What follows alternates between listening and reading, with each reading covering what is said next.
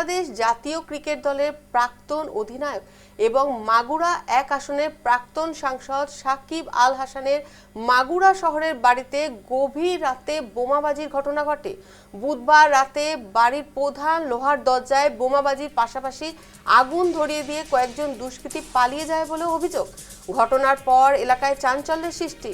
সূত্রের খবর, বুধবার সন্ধ্যায় দিল্লিতে এক আনুষ্ঠানিক ভার্চুয়ালি সাংবাদিকদের উদ্দেশ্যে বক্তব্য দেন বাংলাদেশের ক্ষমতাচ্যুত প্রধানমন্ত্রী শেখ হাসিনা। এই অনুষ্ঠানে শ্রীলঙ্কা থেকে ভার্চুয়ালি যুক্ত হয়েছিলেন সাকিব আল হাসান। এরপর মাগুরায় তার বাড়িতে হামলার ঘটনা ঘটার অভিযোগ। এই হামলার পিছনে কারা রয়েছে গোটা ঘটনার তদন্ত জারি রেখেছে পুলিশ। এদিকে হামলার পর সামাজিক যোগাযোগ মাধ্যম ফেসবুকে একটি ভিডিও ছড়িয়ে পড়ে। এই ভিডিওতে বিস্ফোরণের শব্দও শোনা যায়। জানা গেছে বাড়িতে সাকিব একজন নিকটাত্মীয় থাকেন, তিনি অসুস্থ। হামলায় বাড়ির কয়েকটা ক্ষতিগ্রস্ত হয়েছে তাৎক্ষণিক বোঝা যাচ্ছে না। ক্রিকেটার সাকিব আল হাসানের বাড়িতে বোমাবাজি। সাকিবের মাগুরার পৈতৃক বাড়িতে হামলার ঘটনায় চাঞ্চল্য। গভীর রাতে সাকিবের বাড়ির প্রধান দরজায় অগ্নিসংযোগ ঘটে। শেখ হাসিনার অনুষ্ঠানে যোগদানের পরই সাকিবের বাড়িতে হামলার অভিযোগ। সাকিবের বাড়িতে হামলার ঘটনায় তদন্তে নেমেছে পুলিশ।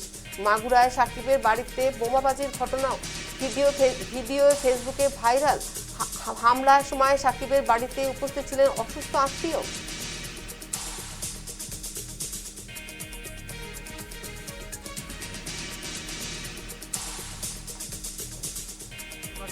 হামলার ককটেল নিক্ষেপ হচ্ছে, আগুন ধরিয়ে দিয়েছে দুষ্কৃতকারীরা।